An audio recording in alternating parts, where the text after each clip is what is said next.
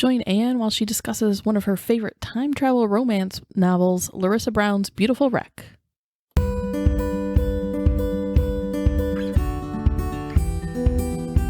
Welcome to this episode of Feasting on Fiction. Today, I am going to talk about one of my favorite stories, Beautiful Wreck by Larissa Brown. This is a time travel romance sort of story, so it's definitely in my top 3. I've read a lot of those. My top 3 include this one, Outlander, A Discovery of Witches. Some of those are more well known than this one, and that's why I'm talking about this, because I want more people to read this book. It's really, really beautiful. We meet our heroine, Jen.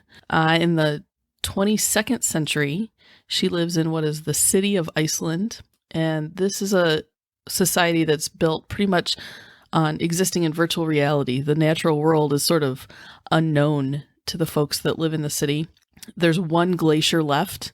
Jen is lucky enough that she lives sort of right against it, and she gets out and can see it and experience it a little bit. And she's flown in a plane, and so she's sort of seen the vastness of the city, of what is just all buildings and all metal structures at this point in the world. There's rumors of what they call realist farms outside the city, sort of beyond the glacier, but she says she hasn't seen evidence of them. She kind of wants to know what's out there, what the so-called realists live like. There's references to the old United States, so it's definitely a different world. It's a different time. We aren't given a lot of insight into what that future looks like as far as political boundaries, other than those little tidbits. This is a world where everyone has sort of chosen their favorite historical period, and they kind of just live there all the time. It's like they're reenactors 100% of the time. They talk about sort of the Civil War reenactment that we know in our current time, and how it's now everyone. It's no longer sort of a fringe hobby. It's what everyone does. And so in this sort of introduction that we have here, we see someone that is living like a ninja. We see some Vikings. We see folks that she describes as sort of Jane Austen characters. We do see some American Civil War soldiers. And then one of our characters, Jeff, he's a 21st century programmer techie guy. So he probably dresses and does things a lot like what you and I do during our time. Jen herself specializes in Viking language. So she's done a lot of studying of the Vikings and the Viking time. That's when she traveled on the plane. She was going to do more studying of the Vikings. And so she works at a place called the Tank. Now, this is a world that has been built very much on virtual reality. And so the Tank is this upstart that is going to provide these completely immersive experiences for folks based on whatever historical period that they're choosing. And this would be their chance to sort of interact with people from those time periods, obviously programmed by the future programmer. So, interact with people that are their ideas of what those people would be. We do get a little sample. They're doing a sort of a test run, and it's like a what we would consider modern ultimate fighting match. So that's sort of our glimpse into the Tank and what the Tank is meant to be. And when I read this book, I think of it as sort of like the holodeck. If you're familiar with Star Trek: The Next Generation, and the holodeck where you get to go program whatever recreational activity you want to do on the deck of the ship. That's what it feels like to me. And so right now, it's still, the Tank is still being developed. They're still working on all these different programs. And our Jen works on this Viking, they call it the Viking Hearthstone simulation. So she's working on the languages. And so she goes to work in Viking clothing and Viking gear, and then works in the Tank all day, sort of fine-tuning the programming and fine-tuning the language. This is a world mid-22nd century, like I said, very advanced technology. Everyone has these contacts that they wear that, you can take a picture by blinking in a certain sequence. Your contacts will, right up against your eyes, tell you what the temperature is. It can give you stats on buildings you're looking at, give you your coordinates. So this is a world full of very advanced tech that this society has learned to live with. And this is sort of how they, in my mind, cope with being so separated from the natural world. Now, like I said, this is a time travel romance story at its core. So what we see happen is Jen goes into the tank for work. They describe that going into the tank is sort of, you have to sort of submerge yourself. She talks about water and it being like sort of like taking a shower. And at some point during this process, she wakes up and she is very confused by what she sees. The tank is not set up for the scene that is sort of spread out before her. And she realizes with a little bit of hesitancy, as one would, that she is now very literally in 10th century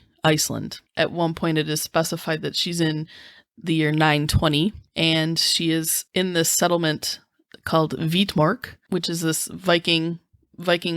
fictional Viking village run by the chieftain Heirik. She ends up in the longhouse. Viking longhouses were generally made of wood with a thatched or wooden roof. They had a big central sort of oblong fireplace, which is where all the cooking would happen.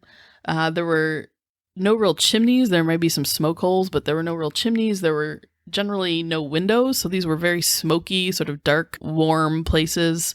They had a tendency to need a lot of repairs from rot because they stayed damp and warm. There is some evidence that in some places they would char wood that they used to build it to try to resist that a little bit. But so it's, certainly a very intense environment to find yourself in when you're used to glass and steel and computers and all that kind of good stuff. So she ends up, this particular longhouse, the chieftain is not married at this point, so it's run by another female in the family, sort of the holder of the keys, the keeper of the keys. And so she gets sort of dumped into the middle of this and really has to put all of her knowledge to the test. And this is there's a lot of places where it really demonstrates that your theoretical knowledge, especially of a time and place that are really not gone, that are really not there anymore to experience firsthand, that the theoretical knowledge is really, really different than the practical knowledge, because she, in her mind, she knows the language. She's an expert in the language, and yet she talks about how she's never heard it spoken the way it's being spoken by these obviously native speakers. She knows the concept of spinning wool, but when it's time to actually do it, she's not real good, to be honest. I mean, very few of us would be. Maybe those of us that are reenactors of certain periods would be able to spin, but I think most of us would struggle a lot with it, especially when your expertise is language, not spinning. We see them dyeing the yarn and all of these sort of things that you would expect from basically a farm in just about any century, really, but especially very early on. Now, the food, of course, here we are, the feasting. The food is simple, but it really sounds pretty delicious and not much different than what many people would enjoy today. Obviously, goat cheese plays sort of a huge part. It's the first thing that she eats once they get her back to the longhouse and she's in this place. That's the first thing that she eats. She talks about clouds of goat cheese that she eats basically with a spoon. They grow barley. So there's a lot of talk of barley harvest. They make skyr, which is Icelandic yogurt. It's the consistency of Greek yogurt, but a little milder flavor. And you can find that available in modern grocery stores in many flavors. I'm sure not quite the same as 10th century, but you can find it and enjoy it, and it's still something that exists today. Cultured milk products, obviously, historically, when you have lots of milk and no refrigeration, culturing them is the best way to keep them. So, we get the goat cheese, you get the skyr, butter is there and part of their diet. She talks about flatbread, not a lot of leavened bread. At one point, she does sort of lust over a baguette. She wishes that she could get herself a nice chewy, crispy on the outside, chewy on the inside baguette, which would probably be delicious with the good goat cheese that she's having. Chicken, dried berries. They have sheep, they have cattle. They're not that far from the ocean, so they sort of have they have fishermen that are sort of stationed there for periods of the year, just doing the fishing. And they talk about eels, shark, fish. They don't go whaling, but when a whale washes up, that is a sort of a blessing and a gift, because they can use so much of it, either, for food, but also for ornaments, for oil. It's a big deal. Pretty much the whole community goes to take care of this whale, to break it down and to get everything that they can use. And that's where the name comes from. The word for whale is sort of the equivalent of wreck. And so that's where we get beautiful wreck. There's also, she talks about dried berries. So one of the meals that she talks about during their throwing a party, and goat cheese, flatbread, chicken, dried berries. And she talks about how ravenous she is and how much she eats of it. That sounds, that's a typical meal. That's a typical simple meal. Like, we might put it all together and turn it into sort of a pizza-like product, but it's not this sort of crazy, strange food that we wouldn't recognize. We would very much recognize it. Porridge, she mentions. I think every culture has their breakfast porridge that they enjoy on various levels. I don't think I've really found one that I would say I enjoy, but they're certainly filling. And then, for drinks, they would have had mead. They have ale. She talks about sour whey and not really enjoying the sour whey. And that's literally, they take the whey after they've, it's left over after culturing milk, and it's allowed to ferment. It's allowed to sour. And then they did drink it, but I found in some of my research that they also used it as a preservation means. They would put meat into the sour whey as a preservation. And that makes total sense. Fermentation is still used as a way to preserve things, whether it's, pickles or kimchi or any of that. Fermentation is still widely used. So I don't want to give you any spoilers on this because I really feel like you should go read this book. There are 2 in the series. Today I'm just specifically talking about the first one, Beautiful Wreck, but there is a second book that sort of expands on everything. That one's called So Wild a Dream. So it is a duology, but it is a book that it's not going to take you forever to read. I mentioned Outlander and Discovery of Witches. I love both of them. Those are serious reads. Those are going to take you a long time. And if you continue in the series, there's 8 Outlander in the Outlander series currently released. There's 4 in the Discovery of Witches universe. This one is 2, a very reasonable length. You should really check them out. But in the end, it comes down to Jen. Jen has to make some tough decisions. She spends the first part of the book in the modern time sort of wondering where her place is and wanting more and trying to find it within the constraints of this virtual world that everyone is sort of existing in. And then she gets to this farm and feels like she's found her place and found many things that she was looking for. But obviously, when you go from the 22nd century to the 10th century, there are going to be lots of obstacles, I think you would say. So she has decisions that she needs to make and things that she needs to figure out, and she needs to find her way to fit in as a 22nd century girl.